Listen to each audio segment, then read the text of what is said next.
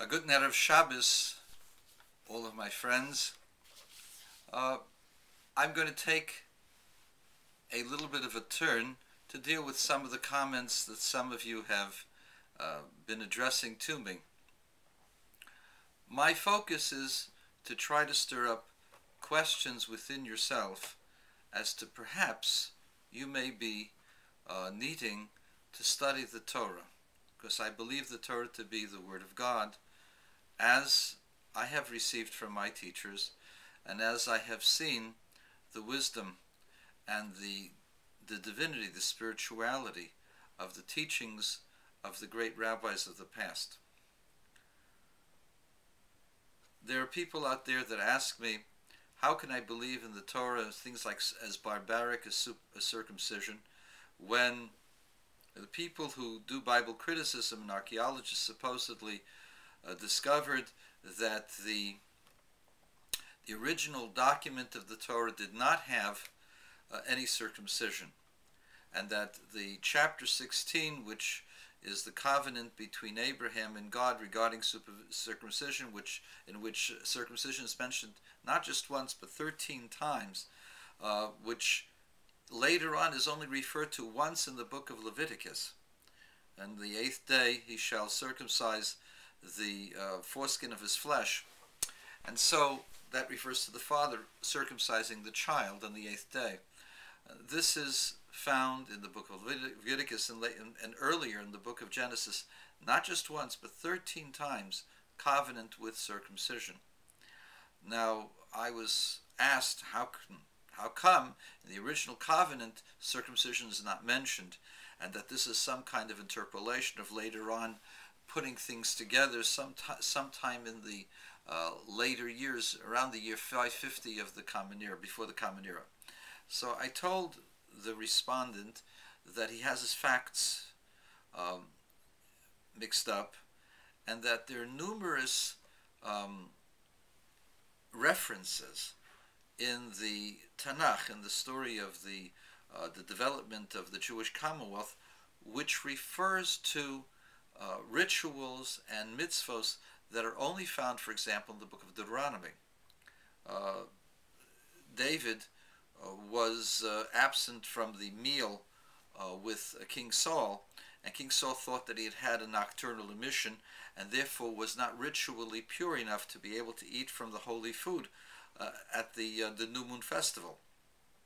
This ritual of having to immerse oneself in a mikveh when one had a nocturnal pollution, a sexual emission, is only found in the book of Deuteronomy. Now, if this is an interpolation of King Josiah, what's it doing? What's it showing up in the book of Samuel with King Saul?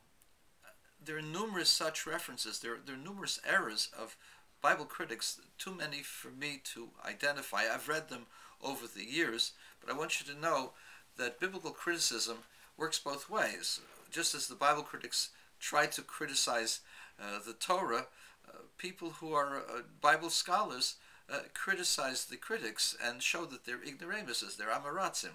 For example, I told you about the J and the E, that supposedly there was people who believed in Elokim, that's the E people, and the people who believe in the Yud Kei Vav Kei, or the J and Ho and whatever it is, and those are different people, and somehow or other they were put together, meshed together by some priests wanting to create a monolithic kind of belief for these people and keeping them together.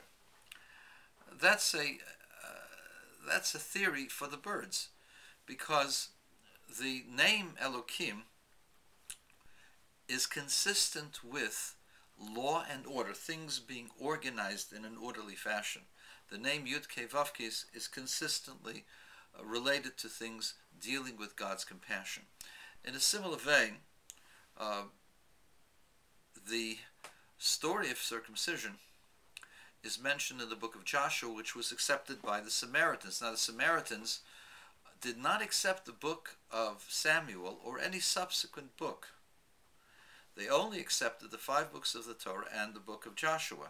The book of Joshua, of course, has the story of the circumcision of those who were not Levites. those who were Levites had been circumcised in Egypt.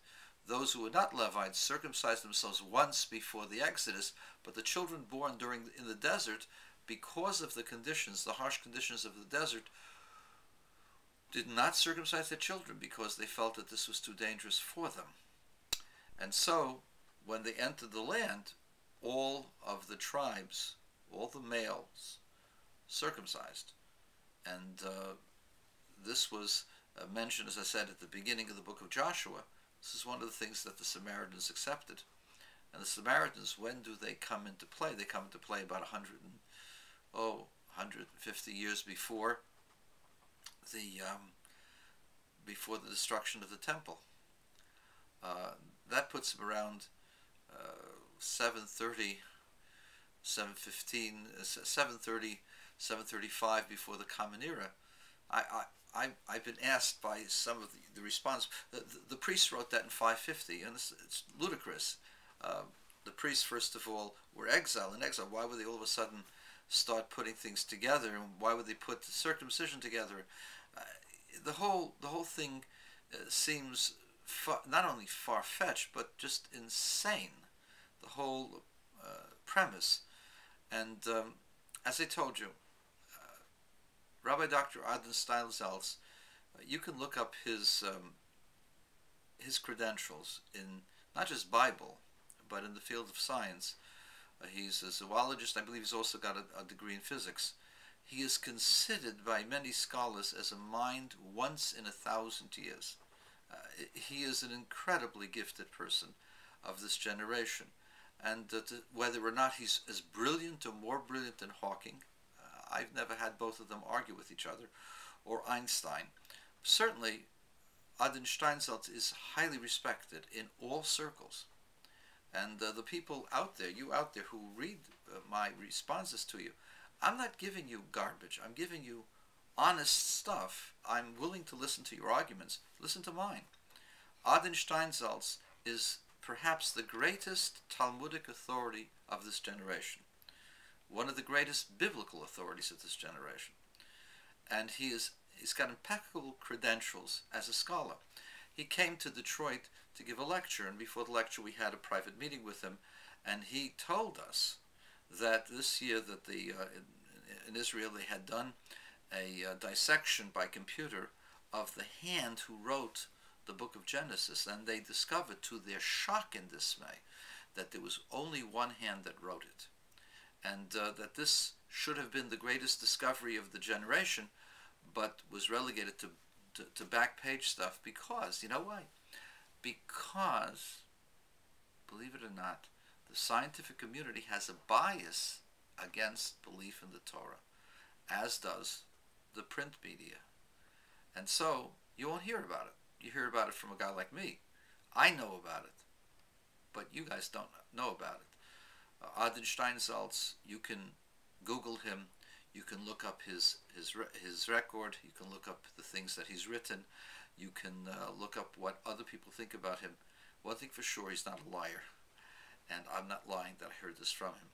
And so, my friends, biblical criticism has got a long way to go before it can prove anything. In fact, if you look it up, there are no documents that prove the contentions of the PJ, the alphabet soup criticism, that there was a hodgepodge of documents put together.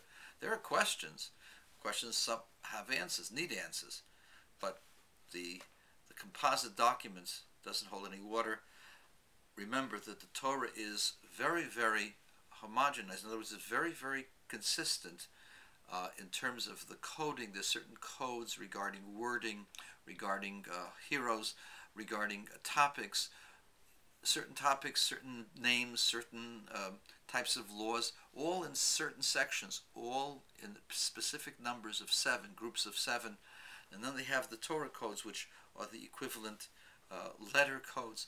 These things could not have been done by just some scribe making stuff up. This was somebody who either had a computer and a crystal ball, or God.